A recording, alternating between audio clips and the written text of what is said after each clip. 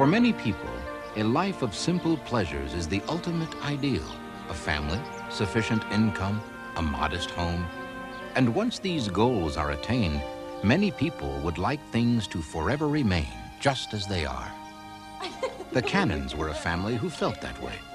Peter and Connie were a typical suburban couple working hard to make ends meet, and in general, they were happy with the life they and their 14-year-old son, Ricky, shared together. I'll see you after school, all right? And good luck on the track. All right, thanks. Bye, Dad. Mom, have you seen my book bag?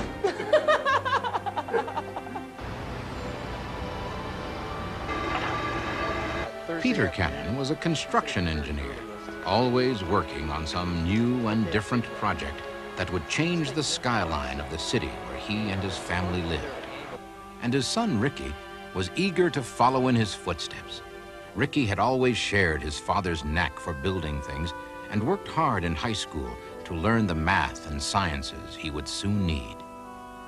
Ricky hoped to one day win a college athletics scholarship that would allow him to pursue the degree necessary for making a career in architecture and design. And there was no reason to doubt he could get into college this way. Ricky's speed on the track was excellent. He was especially good in the sprints, and he anchored the 440 relay. And Connie Cannon, part-time church secretary and full-time homemaker, came down to the track whenever she could to cheer her son onward. Connie Cannon wanted nothing more in life than for her son to be happy and successful. Amazing out there today. Mom, cut it out. Hey, did I ever tell you how really proud I am of you? Only about 1,000,000 times.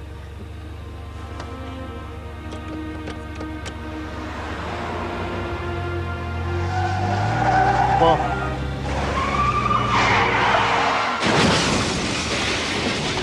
What happened?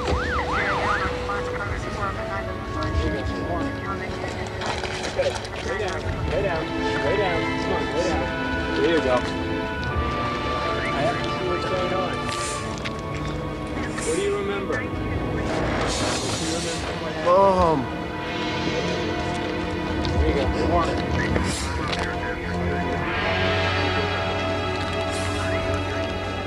Connie Cannon was killed instantly. Ricky survived the crash, but lost his left leg just below the knee. All the hopes and dreams of the Cannon family were crushed in one blinding instant. And for young Ricky Cannon, the return to any kind of normal life would require nothing less than a miracle.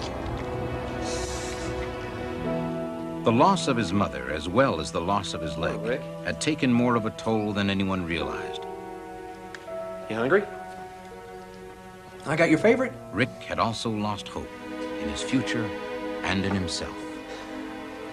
Looks like I'll be a little late Sunday, so you got the whole place to yourself again. What are you gonna do this weekend? Gonna work on some drawings?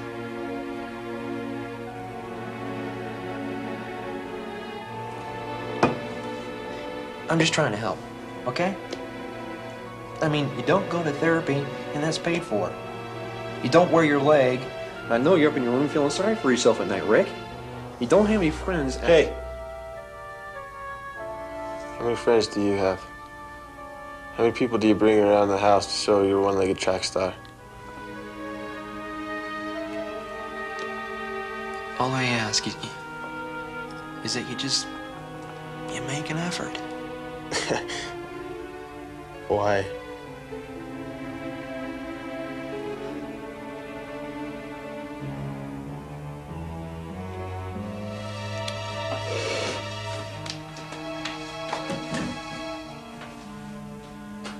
I'll see you later. Pete Cannon was at a loss as to what to do about his son. And over the next few months, he did what he could to help them both get on with their lives. But Pete needed a miracle, and if any family ever deserved it, the Cannons did. Hey, I'm glad you're home. I'd like you to meet... Hi, I'm Lisa. It's nice to meet you, Ricky. I've heard a lot about you. Hi. You know that I've been seeing a lot of Lisa here lately, and, well, We've decided to get married. I know it seems sudden, but we've been talking about it for weeks now. Something else I'd like to tell you, Rick. I've been offered a full-time job. The money is great, but I've got training, and it's about 2 months' worth, after which I'll be stationed nearby. And the great part is that he'll have his weekends free, so the three of us can spend some time together. So, since I'll be gone all of June and July, and if it's all right with you, Lisa and I like to move up the dates and we get married as soon as we can. 2 months? Oh, that sounds great. I want a new start, Ricky. I can't do it by myself.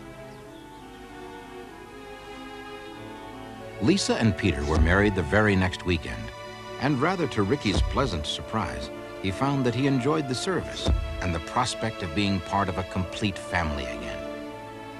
Then Peter and Lisa returned from their all-too-brief honeymoon, and Peter went straight to work on his new training, while Lisa made it her first order of business to get to know her new stepson better.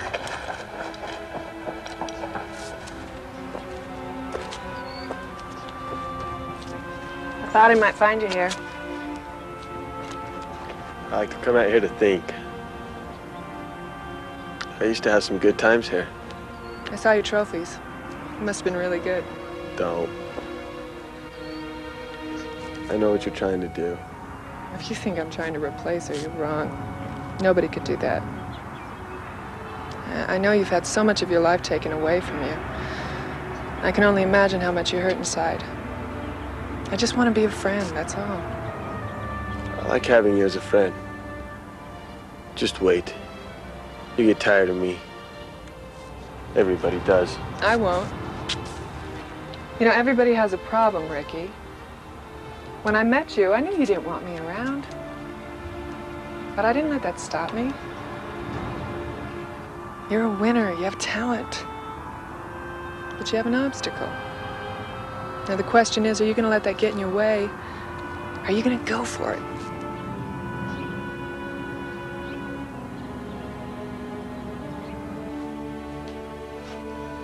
Hey, I just read something I think you might be interested in. I know you plan to get in college on a scholarship. You think you still like to do that? Yeah. Well, it looks like the university is offering a scholarship award, and I think you can win it. They're looking for handicapped students to prove that they can live more or less a normal life. What do you think? Yeah? I could get into engineering school with that. Of course you could. But you're gonna have to learn to walk on your own. I just thought I'd mention it. So what are you looking at? This Mustang, it is sweet. I could fix it up too, because I read every manual on it, and if I fixed it up, I could have a car to go to school in. Well, then that looks like good motivation to fill out that scholarship form there. Yeah. That night, Ricky did something he hadn't done since the accident. He adjusted his leg for its fullest range of motion possible and made a first attempt in 3 years to walk on his own.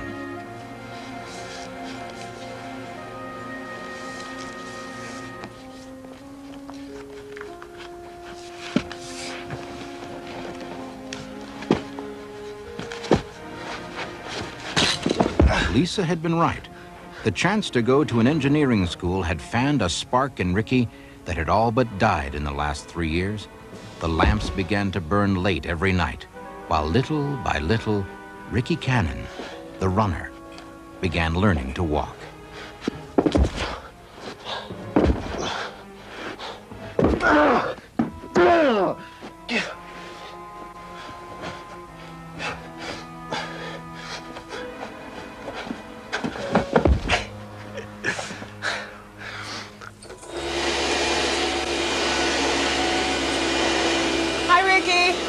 I've got some sandwiches in the fridge for if you're hungry, so help yourself.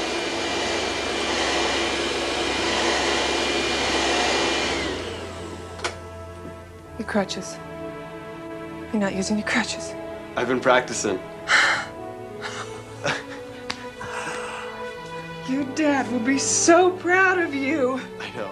Come on, Ricky, we have a schedule to keep. Afternoon walks around the neighborhood became a tradition for Lisa and Ricky. until one day, Lisa suggested a better idea. Oh, no way. Did you get that for me? Oh, it's beautiful. So this is for me. Nuh-uh. This, oh my gosh. Is this a 289 notchback? Yeah. Oh, Right. oh, I love it. Oh, it's so nice. Oh, thank you very much. Oh, Hey, what's the matter? nothing. Why are you doing this for me? Oh, I don't know. I thought maybe because you're worth it. Right? You better fix that up before you go to college. College, that's a year away. I want this ready when Dad gets back. Oh, well, he's in training for what, 3 more weeks? That's not much time. You're gonna have to work around the clock. You're right. I'm gonna need an assistant. Yes. Oh, no. Uh-huh. I don't know anything about cars. You'll No, be I'll great. make it work. Despite all her misgivings, Ricky convinced Lisa they should take on the giant task together. They would get the car running in perfect condition in less than 3 weeks. In the weeks that followed, every hour Lisa was not at work was spent with Ricky as they worked on the car. Ricky's confidence and abilities grew by magnificent leaps and bounds, and his respect for his stepmother's courage and willingness to learn grew as well. As they labored together on repairing the old automobile, they found they were also building a new relationship. Are you ready? Yeah. Oh, my God. You like it? Oh, it looks great. Come on, look at it. While Lisa was pleased to have learned new skills and grown so much closer to her stepson, she knew that this might very well be the greatest achievement of Ricky's life so far. Oh, that is something. You ready for a ride? No. You go out alone for the first ride. I mean, if some girl pulls up and admires you in your new car, you're not going to want your stepmother sitting next to you. You're right. Oh, that is great. Look at it. Hey, do me a favor. Yeah. Go to the grocery store and pick up some orange juice for us, okay? Okay. After so much misery, it seemed that Ricky Cannon was at last on the road to a happier life. But first, he would have to make a detour onto a road that led to a miracle. Eager to protect his car from accidents, Ricky decided to park as far away from the other cars as he could. As it turned out, this was a mistake.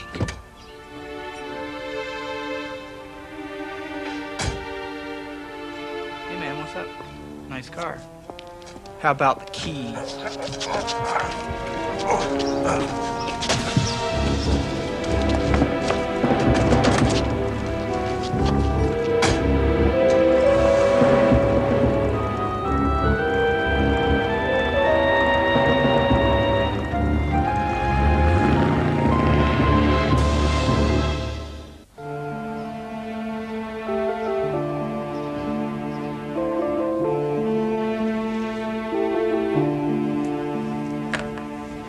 Mrs. Cannon, here's his wallet. How is he? He's got some internal injuries. We are going to have to operate right away. The problem is he's got an extremely rare type of blood, and we just don't have that much on hand.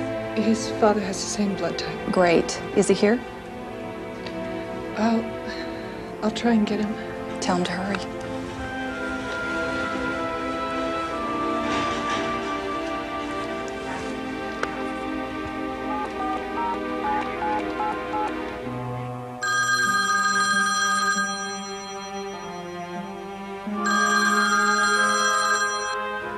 Front desk, may I help you? Yes, I'd like to leave a message. Could you tell him to call his wife, please? It's urgent. And the number, please.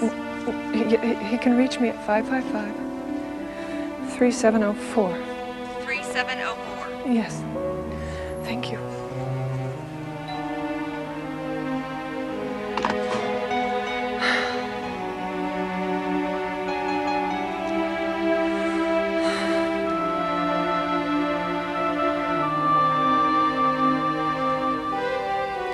Please forgive me.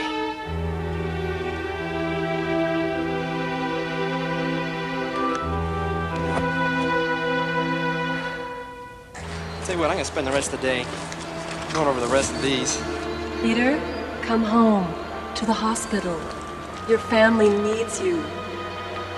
You hear that? Hear what? Hey, what's the matter? Where are you going? Hey, Pete. What's the deal? What's going on?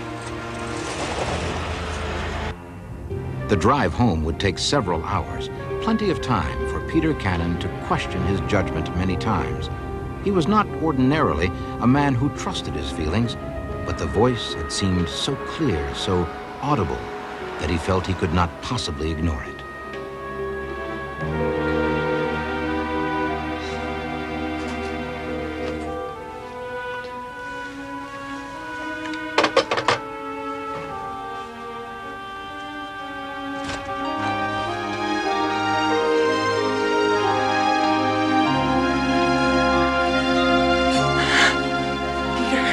Thank God you're here.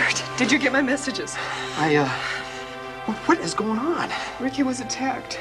It's serious. They're going to have to operate, and they need your blood immediately. So that's why. Why what? I'll tell you later. Mr. Cannon. Yes. Come with me, please.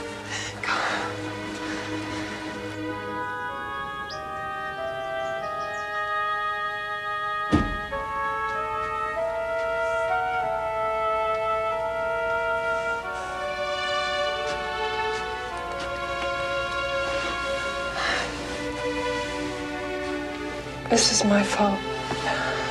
Why do you say that? I pushed him into fixing up that car. He'd have been home right now. You must hate me. Come on. Ricky's mother must hate me. No. I don't think she does. I know she doesn't. Why do you say that?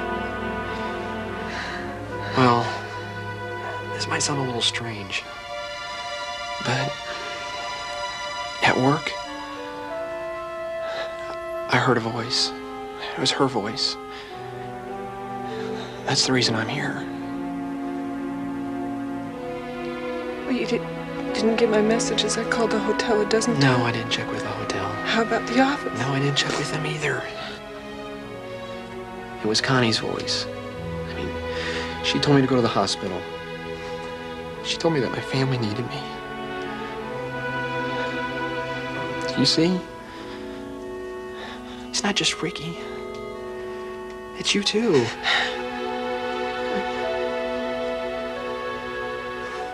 I think that I was told to come here, that no matter what happens, I love you. When she said our family, I think that you're okay with her too. You think so? Yes. He's gonna be all right.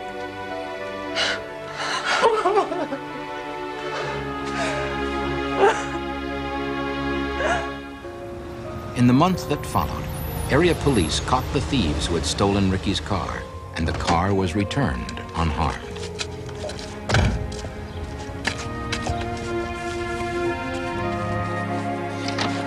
Dad, Lisa, look what I got. I bet I know what it is. You got the scholarship, didn't you? Yes, I did. Congratulations, I knew you could. Well, I had some help. No, you did it all by yourself. We gotta celebrate. I got The some Cannons vacation. never forgot that Ricky's life was saved by a voice from beyond the realm of the normal. The urgent summons that had brought Peter back to his family was the voice of a love more powerful than even death. Success. And somehow, in a time of crisis, we all seem to hook in on the same wavelength and come together. And there's only one way I can describe that. It had to be a miracle.